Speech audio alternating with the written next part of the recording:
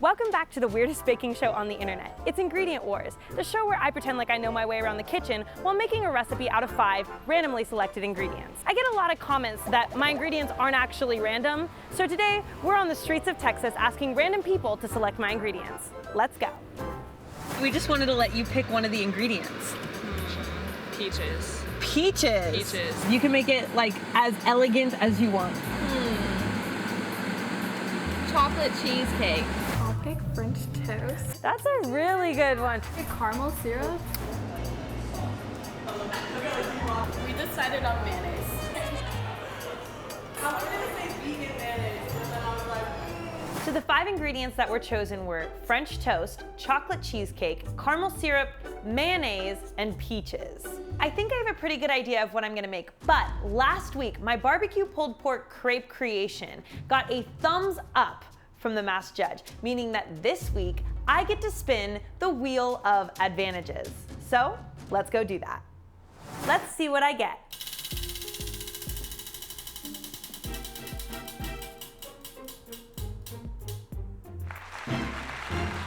Let's go! I got the power of veto. I got the power of veto, which means that I have the power to veto any one punishment that comes up in a future episode. Today, I'm going to be making a chocolate cheesecake stuffed French toast caramel drizzled mayonnaise creation. I'm so excited. Let's get into it. Okay, so I'm going to start by making kind of like a peach puree. So I'm just gonna add in my peaches to my food processor. And I'm just gonna pulse it.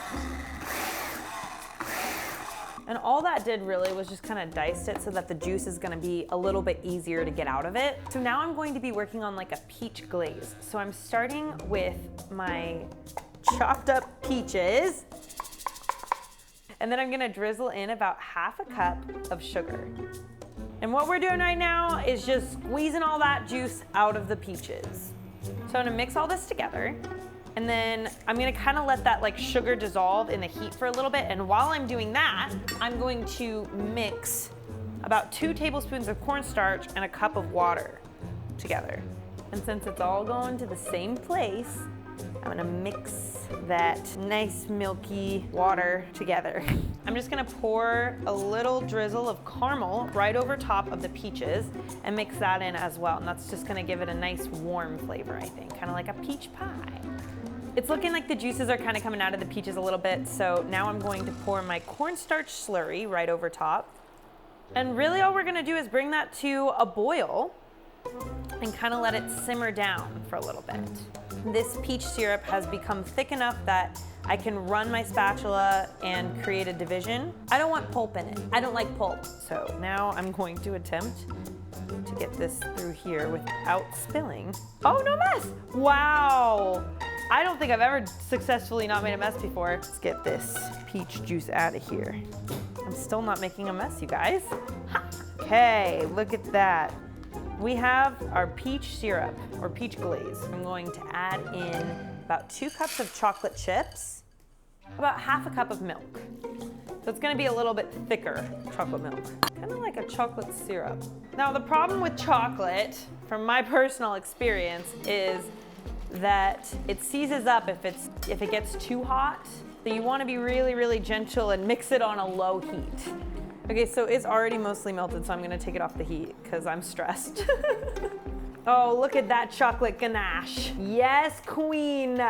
Let's go. So I'm gonna put some cream cheese in a bowl.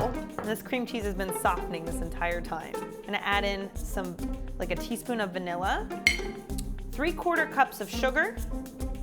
So now I'm just gonna put in a little bit of my secret sauce. Ah! Nobody will even know. The trick is to put in just a little bit that it's not really noticeable, but it is there. And it does add a little bit of, hopefully a healthy flavor. Let's mix it up. Now let's give that a try. Delicious. Can't even tell there's mayonnaise in there. So now I'm gonna take our chocolate mixture. I'm praying to God that this isn't too hot for this. It might be. Just gonna do a little bit at a time. I want it super chocolatey. Now it's time to start assembling my cheesecake French toast. So I'm gonna start by cracking the egg. I'm really bad at cracking eggs in case you haven't noticed. 3 eggs cracked into a bowl. So I'm gonna whisk all of these eggs together. All right, so now comes the fun part. I'm gonna take this bread and slice it in half, just like this. So I've got my chocolate cheesecake, and I'm just going to literally kind of layer it on the inside and spread it around. And then we're gonna close it just like this. And we've got a little, like, almost like a Nutella sandwich. But we're not done yet. So now I'm gonna melt some butter on a pan. So we've got that butter melted. Now I'm going to dip my cheesecake French toast in my creamy egg mixture and stick it on the pan. We're gonna do 2 at a time. We're just gonna let that cook. Just flipping the French toast here. So one problem that I am immediately seeing is that the chocolate is oozing out. Not entirely sure how to make that not happen. All right, look at these puppies. Ooh, they're looking good. Okay, so I'm not loving the presentation of this, so I'm going to fix it on a clean plate. Beautiful! So now since we have some extra time, I'm gonna work on some plating. So I'm gonna start by putting this cheesecake batter inside of a Ziploc baggie, and then I'm going to kind of drizzle it. I'm gonna cut a little teensy tiny hole in it. It's gonna act as a pastry bag, and I'm just gonna, see that? I'm just gonna drizzle, just like that. Oh, yes, that looks beautiful. So now we're gonna just lay down our French toast here, and then we're just going to put this like that. Gorgeous. I have a little bit of powdered sugar here. I'm just gonna hit it a little bit to kind of sprinkle some powdered sugar everywhere. Great. So now I'm gonna take this little peach glaze that we've made, and I'm going to just kind of put a little bit inside this bag because we're also going to drizzle that over top. So again, we're gonna cut just a teensy bit off. Pretty good, I would say. And finally, for the last step, I'm going to just be putting some whipped cream around the edges here. Done. Ta-da. Well, we finished with a lot of extra time on the clock, so let's get to the master judge and see what they have to say.